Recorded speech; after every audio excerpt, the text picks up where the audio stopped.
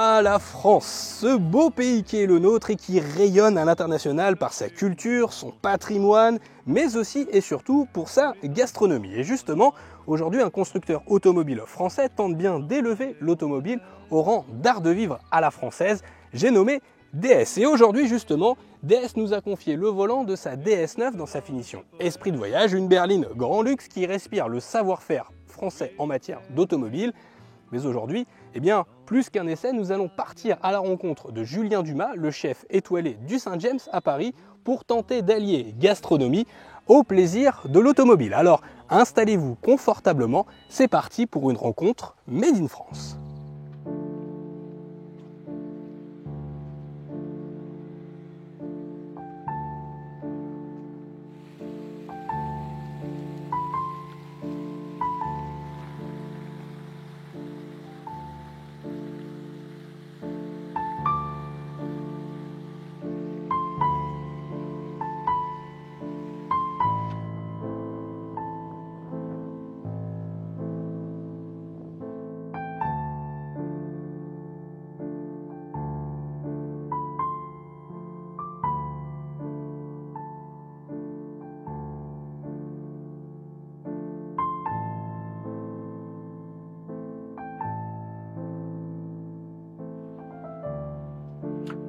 Bonjour chef. Salut Thibaut, ça va? Ça va et toi? Bienvenue au Saint-James. Bah merci beaucoup, je peux m'asseoir? On t'attendait. Bah merci beaucoup, merci de nous recevoir dans cette belle maison qu'est le Saint-James. Ça fait combien de temps que tu es le chef de cette belle maison, de ce bel établissement? Il y a une horloge maintenant où tout le monde se réfère, c'est après Covid. J'avais besoin de verdure et j'ai trouvé quelque chose d'assez incroyable.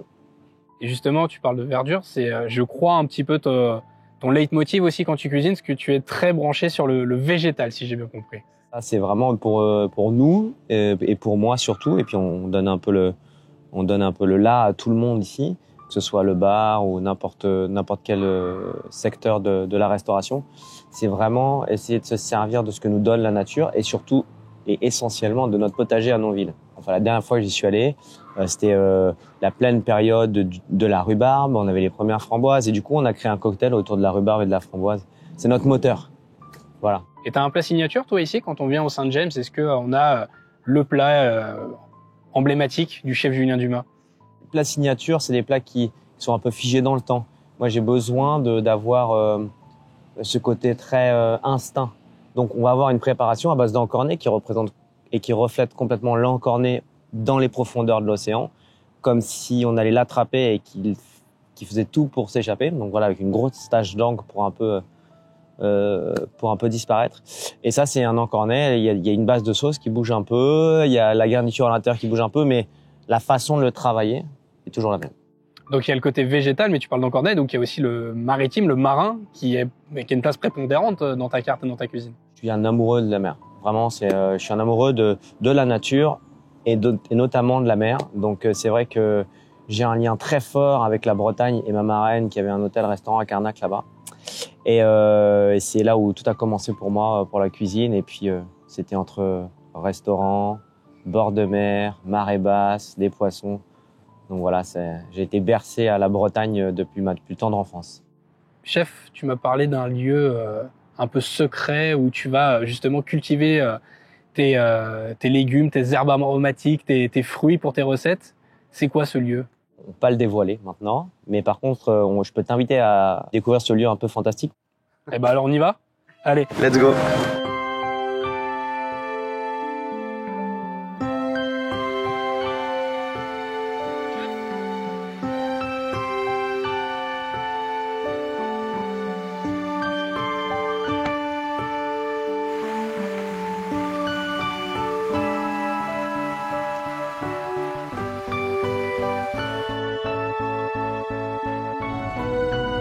Bon alors Julien, on est parti.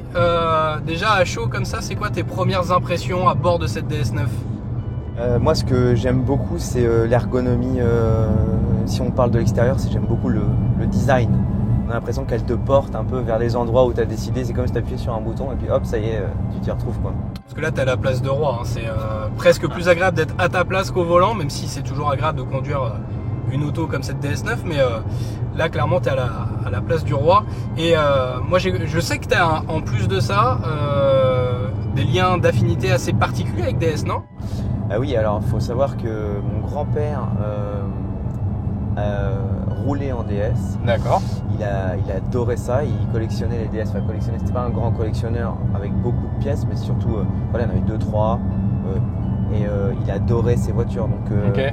Il y a un lien familial là, c'est déjà fort. Mon père adore l'automobile et a aussi une grande passion pour les DS. Il aurait bien aimé continuer un peu la collection que son père avait instaurée. Et puis moi, ça a été, je pense, le premier voyage que j'ai fait avec mon grand-père quand j'avais 2 ans. C'est ce que m'a raconté mon père. Et voilà. Ouais, donc ça remonte à l'enfance en fait.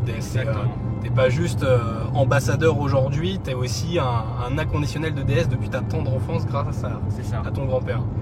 Et c'est quoi ce que tu aimes chez DS aujourd'hui? Qu'est-ce qui te plaît chez ce constructeur? C'est vraiment le fait d'avoir su sourcer des savoir-faire français pour la construction de la voiture. C'est développer comme ça une marque un peu haut de gamme qui représente le savoir-faire à la française. Et c'est ce qui anime aussi notre moteur au quotidien chez nous, dans nos métiers de cuisinier et aussi au Saint-James. Alors en revanche Julien, moi tu m'as dit il faut sortir de Paris, il faut quitter le Saint-James, etc. pour aller dans ton fief. Je sais pas du tout où je vais, donc là à un moment il faudra que tu me dises où est-ce qu'on va, c'est quoi la destination là? On va direction 77, on va passer Fontainebleau, on va sortir à Nemours, on va direction le Clos de Nonville. Voilà, Clos de Nonville, c'est à Nonville, c'est un tout petit village. C'est un endroit assez incroyable, il y a des grilles, ça fait un peu comme un château à l'intérieur. Il y a une bâtisse qui ressemble à un hôtel particulier, qui ressemble d'ailleurs à s'y méprendre au Saint-James. Et là, c'est la nature. Une fois qu'on a franchi le portail, c'est la nature qui s'exprime complètement. Des grands arbres, une profondeur, des allées, un potager. Et c'est là où je t'emmène. On va s'arrêter justement dans ce potager. Tu vas voir, c'est quand même plutôt assez incroyable. Et puis, je pense que c'est vraiment le bon moment où on doit y aller. C'est-à-dire que c'est à la fois le début des tomates, le début des aubergines. Il reste des fenouils, il y a plein d'aromatiques. Donc, il y a vraiment de quoi penser à un truc assez sympa, je pense. Eh ben, écoute, je mets l'adresse dans le GPS et puis on y va. Allez, let's go.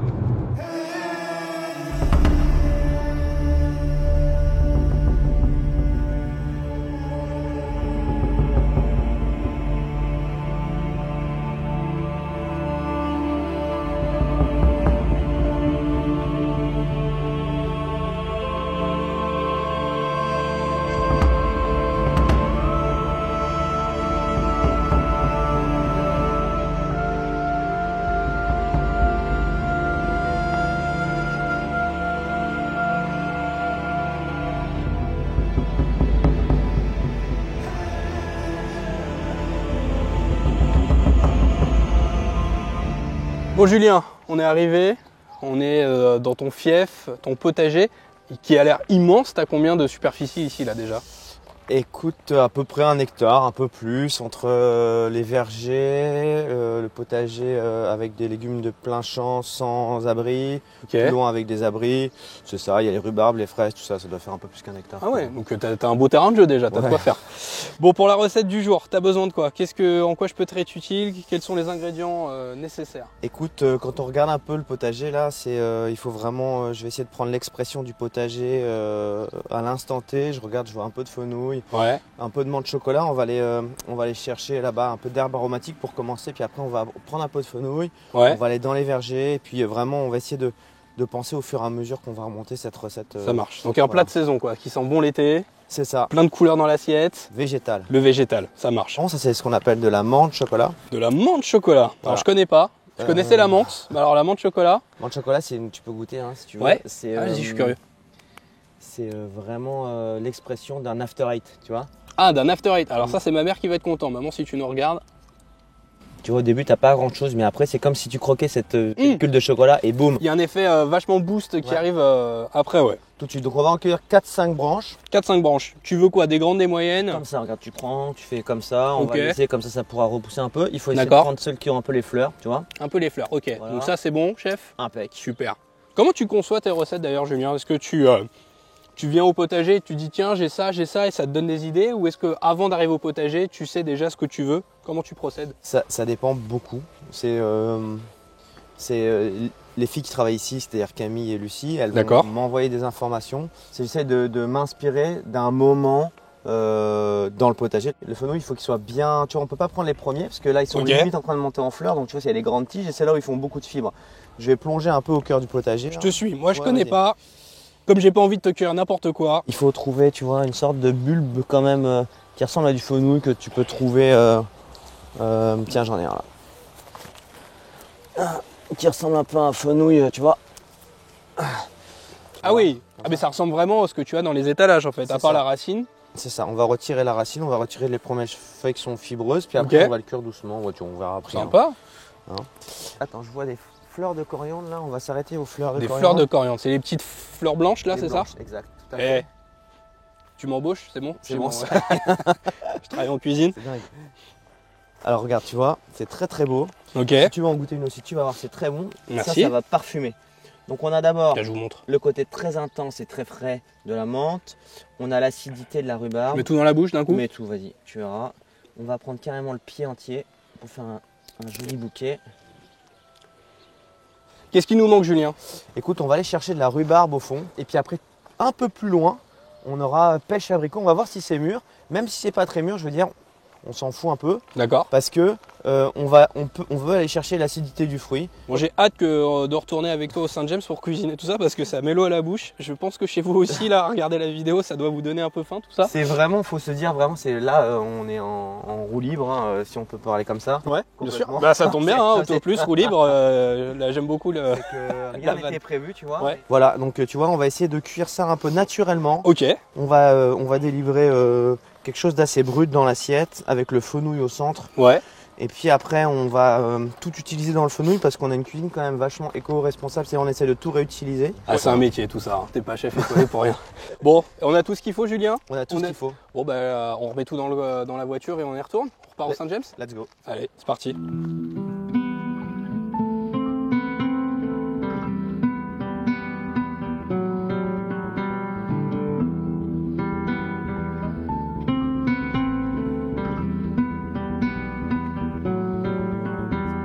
Allez, c'est parti.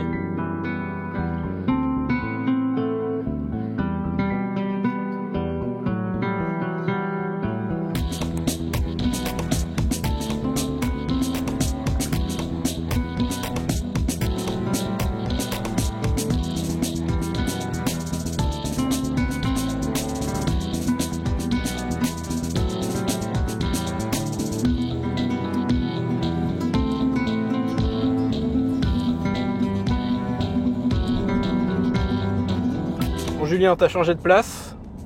Est-ce que le chef préfère être au volant ou derrière en tant que passager présidentiel? Écoute, je préfère le volant quand même. Ah ouais? Ouais. Ah, c'est le plaisir de conduite. Ouais, après vraiment bon. L'amour de l'automobile. qui Ouais, parle. mais c'est vrai en plus. Puis là, tu vois tout, tu vois. Là, tu as une vision un peu panoramique. Regarde, le champ de tournesol, magnifique. Une vision un peu au loin. Tu vois, puis après, tu es maître aussi de ta destinée. Oui. C'est ça aussi que j'aime bien. Et j'ai cru comprendre que toi tu roules en DS7 au quotidien. Tu parlais tout à l'heure que tu avais une histoire particulière avec DS parce que tu roules en DS, mais tu avais aussi l'histoire avec ton grand-père, etc. Déjà là, comme ça, à chaud, entre une DS9 et une DS7, tes sensations de conduite? J'ai l'impression que c'est plus fluide. C'est différent, tu as l'impression que la maniabilité est un peu plus facile. Tu vois. Ah, c'est plus direct. Après, c'est aussi l'intérêt d'une berline, c'est que c'est plus proche du sol, la garde au sol est plus basse, donc c'est plus réactif. Tu as une remontée d'information qui est plus directe, plus précise dans la direction, c'est ce que tu dois ressentir. C'est ça. Par rapport à un DS7 où tu es surélevé et donc tu as un peu plus de roulis parfois, c'est un peu plus lourd entre guillemets dans la direction.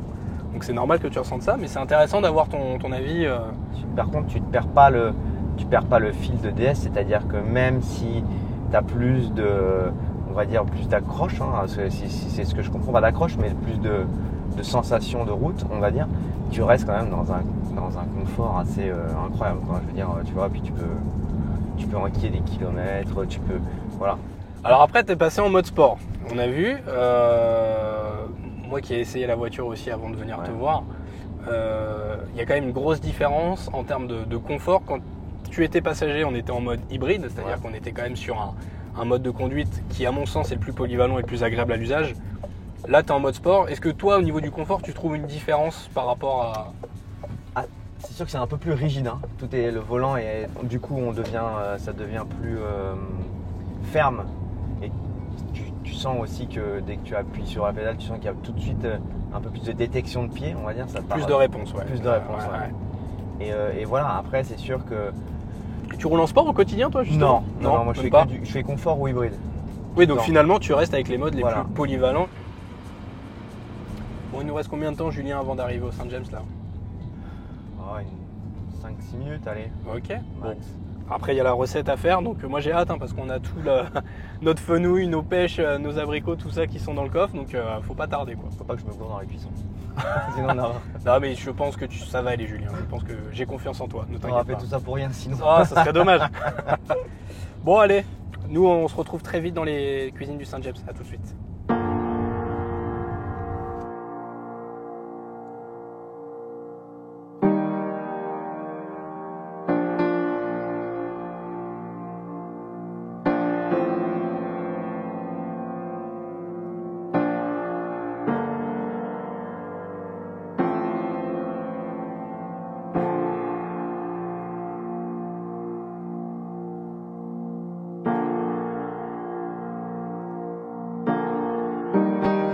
Bon Julien, on retrouve tous les produits de notre cueillette, le fenouil, la rhubarbe, pêche abricot, menthe chocolat, c'est ça? Exactement. Feuille de coriandre.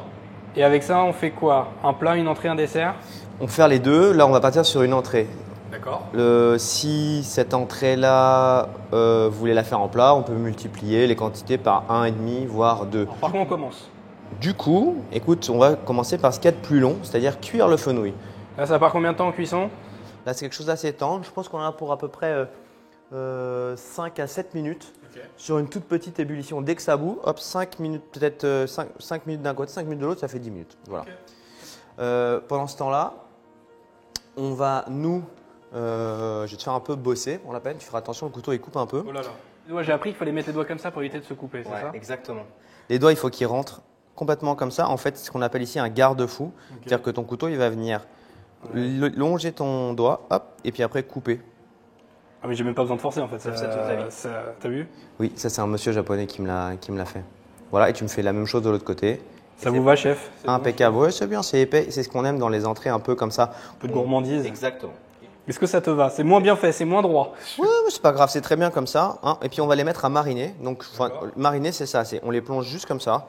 Ça, vraiment le verjus, c'est quelque chose de très acide. Donc en fait, à la base, ça va apporter beaucoup d'acidité aussi, mais ça va vous permettre aussi à l'abricot de cuire un tout petit peu. On va faire la même chose avec la pêche. Sauf que la pêche, on va peut-être pas la mettre à mariner, on va la laisser plutôt crue. Et on va faire ce qu'on appelle des copeaux de pêche. Là, tout en finesse. Voilà, on essaye comme une roue de voiture, tu vois. D'accord. Un peu, c'est rond. Donc c'est une genre de 20 pouces de pêche, quoi. Et la rhubarbe, si tu veux tenter l'expérience, tu peux. C'est pareil, tu vois, c'est juste un doigt. Et en fait, ce qu'il faut, c'est que quand tu veux faire des tranches fines, il faut que ton index ici, ça soit un peu ton volant, on va dire, et ça te guide. Et la lame qui est ici, il faut plutôt toujours la mettre vers le bas. Et si tu fais comme ça, tu auras toujours des tranches hyper fines et très régulières. Bon, j'étais venu pour faire ton chauffeur aujourd'hui, mais ça me fait plaisir de faire ton commis de cuisine.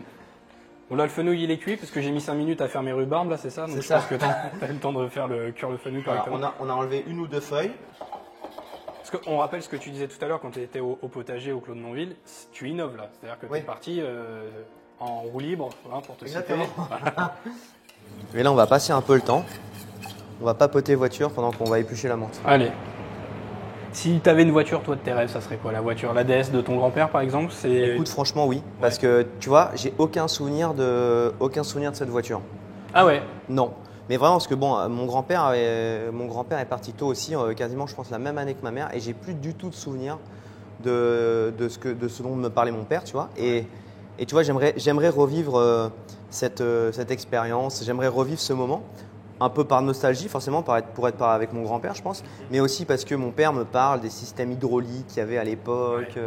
Les suspensions pneumatiques, etc. On jouait à des jeux, on était obligé de s'arrêter quand il y avait des gens, quand on avait envie ou des trucs comme ça. C'était chouette, c'était vraiment. On prenait le temps qu'il fallait pour aller dans une destination. Et j'imagine que tu prenais pas l'autoroute. Non. Tu étais le afféru de la nationale, de la départementale. adorait ça. Il faisait des arrêts à la fois pour voir des musées d'automobile, mais aussi des musées de chemin de fer. On s'arrêtait dans les bons restaurants, pas des étoilés, mais des bons petits restaurants de campagne. Tu vois. Tous ces voyages en voiture, c'était des moments vraiment de famille qui sont et qui étaient très importants pour moi parce que c'était les vacances. Quoi. Ouais. Tu vois. Et c'était aussi le moment où j'allais découvrir des restaurants. Alors on va finir notre petit truc. On va dresser l'assiette. On part du principe que la star, c'est le fenouil et qu'on va mettre on va mettre de la vinaigrette. Donc mettons de la vinaigrette en dessous, essayons de faire abstraction un peu de toute cette matière. Tu vois, ça adhère bien quand même. C'est une sauce qui va pouvoir un peu englober. Je vais te laisser par contre terminer de dresser l'assiette. Volontiers. L'objectif, c'est quoi? On va sortir les abricots. Tu vas en mettre 2 par personne. Ok. Il faut mettre la rhubarbe. Donc un peu comme ça. Mais pourquoi est-ce que j'ai fait cette tranche? C'est pouvoir dresser 2 abricots, les 3 lamelles de pêche, la rhubarbe, les fleurs et les feuilles de menthe. Et puis après, à ta guise de composer un peu ton Oh là là. Alors, tu m'as dit d'abord les abricots Ouais, abricots. que je pose sur le fenouil. Plutôt dessus, ouais. Pour qu'on ait vraiment quelque chose d'assez, tu vois, faut dresser en volume, il faut que ça soit joli et qu'on puisse manger ça un peu de façon homogène, c'est-à-dire une fois de l'abricot, une fois de la pêche, une fois de la rhubarbe, un peu de menthe, un peu de Alors, est-ce que je peux faire un sur l'autre? Tu peux faire ce que tu veux, tant que ce soit joli. Bon, bah là, c'est Ça, j'ai bon. confiance. Tu vois, c'est pas mal ça. Là, ça va t'apporter pas mal de volume. Je trouve ça vachement joli. C'est vrai? Oui, vraiment. Ouais, vous entendez ça? Il faut se dire que plutôt les herbes à la fin, voilà, parce que C'est ce que j'allais mettre par-dessus, les herbes. Voilà, J'aurais fait c'est ça par exactement. défaut, tu vois. Nickel. Je pense que tout ça, 5 c'est bien. Ça va nous permettre vraiment d'avoir cet aspect à fait fraîcheur, menthe. Et tu vois, j'aurais mis un 3e abricot, moi, pour la Eh bombe. ben, vas-y. Tu sais quoi? Vas-y. Tu sais que le problème, c'est que si j'ai quelqu'un chez moi qui voit ça, je vais devoir faire la cuisine tous les jours. maintenant. T'es au courant? Et voilà, Julien. Qu'est-ce que t'en penses? Là, on est à Nonville. Ouais. Fenouil d'été de Nonville. Voilà. Exactement. Si on devait le mettre à la carte, qu'est-ce que t'en penses? Dès demain. Bon, bah parfait. Je suis embauché, du coup, c'est bon, c'est officiel, c'est ça? Demain à 8h30. Demain 8h, c'est tôt, mais ok, je vais tâcher de me réveiller. Bon, merci infiniment, Julien. Thibaut, merci à toi. Bah non, un grand plaisir. Et puis j'espère que vous, derrière votre écran, vous avez pris autant de plaisir que nous à rencontrer le chef Julien Dumas ici au Saint-James. Merci infiniment pour cette journée passée en ta compagnie. N'oubliez pas, si ce n'est pas déjà fait, vous, de vous abonner à la chaîne d'AutoPlus. Dites-nous dans les commentaires ce que vous avez pensé aussi de notre plat signature. Voilà, on va l'appeler le plat AutoPlus pour vous sur les réseaux sociaux. Et quant à moi, je vous dis à très bientôt. Ciao.